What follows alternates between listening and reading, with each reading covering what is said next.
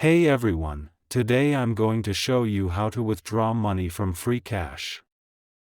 At first go through freecash.com. Then log into your account. Once you're in, you will be able to see your balance at the top right corner. If you want to withdraw your money, tap on your balance. And this will be going to take you the cash out section.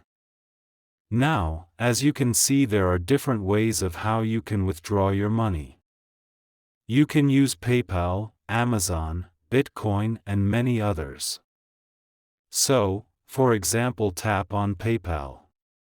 Then it will show you different options for amount. Select the account. Then it will ask you for a PayPal account. Make sure your email is linked to your PayPal account. So right there you need toggle both of these options as long as this is true. Then click on Withdraw. So that was all. That's how you can withdraw money from Freecash. Thank you for watching.